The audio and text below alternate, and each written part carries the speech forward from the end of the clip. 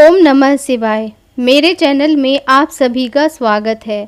आज इस वीडियो में मैं आप लोगों को रवि प्रदोष व्रत की कथा सुनाऊंगी। हिंदू पंचांग में हर महीने की त्रयोदशी तिथि को प्रदोष व्रत रखा जाता है। आषाढ़ माह का पहला प्रदोष व्रत रविवार 26 जून को है। प्रदोष व्रत में भगवान भोलेनाथ की पूजा पाठ करने का विधान होता है। मान्यता है कि इस दिन पूजा और व्रत करने से महादेव जी शीघ्र प्रसन्न होते हैं और भक्तों के सभी संकट दूर करते हैं। यह व्रत रविवार के दिन पड़ रहा है, इसलिए ये रवि प्रदोष व्रत कहलाएगा। इसलिए इस दिन भगवान शिव और सूर्य देव की विधि विधान से पूजा की जाती है। रविवार का दिन सूर्य देव को समर्पित होता है, इसलिए रविवार के दिन पड़ने वाले प्रदोष व्रत को रवि प्रदोष व्रत कहते हैं। इसलिए इस दिन भोलेनाथ के साथ साथ सूर्य देव की भी पूजा की जाती है और भोलेनाथ और सूर्य देव दोनों की कृपा प्राप्त होती है। हर माह में 2 बार प्रदोष व्रत पड़ता है, एक शुक्ल पक्ष में और दूसरा कृष्ण पक्ष में।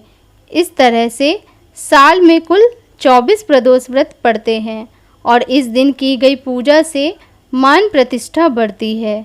प्रदोष व्रत कई कष्टों को दूर करने वाला व्रत बताया गया है। मान्यता है कि रवि प्रदोष व्रत के दिन भगवान शिव की पूजा करने से सुख और आरोग्य की प्राप्ति होती है।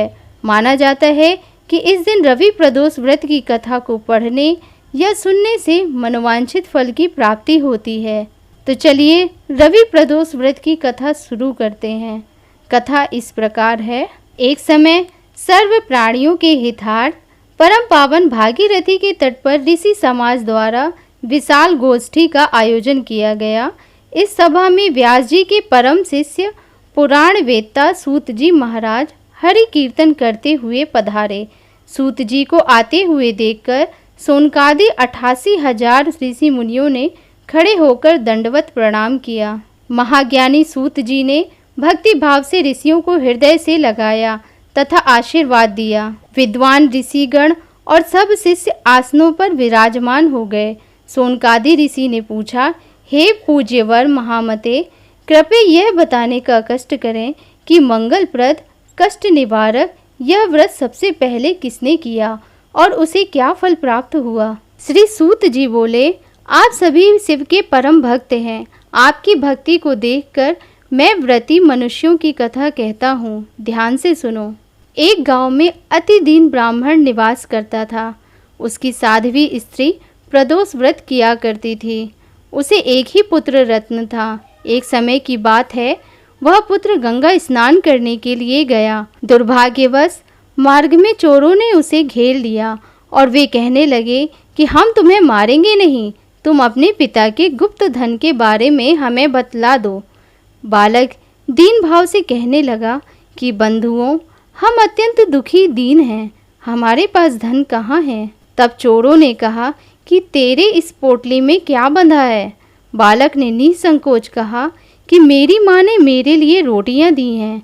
यह सुनकर चोरों ने अपने साथियों से कहा कि साथियों, यह बहुत ही दीन दुखी मनुष्य है, अतः हम किसी और को लूटेंगे। इतना कहकर चोरों ने उस बालक को जाने दिया। बालक वहाँ से चलते हुए एक नगर में पहुंचा। नगर के पास एक बरगद का पेड़ था। वह बालक उसी बरगद के वृक्ष की छाया में सो गया। उसी समय उस नगर के सिपाही चोरों को खोजते हुए उस बरगद के वृक्ष के पास पहुंचे और बालक को चोर समझकर बंदी बनाकर राजा के पास ले गए। राजा ने उसे कारावास में बंद करने का आदेश दिया। ब्राह्मणी का लड़का जब घर नहीं लौटा तब उसे अपने पुत्र की बड़ी चिंता हुई। अगले दिन प्रदोष व्रत था।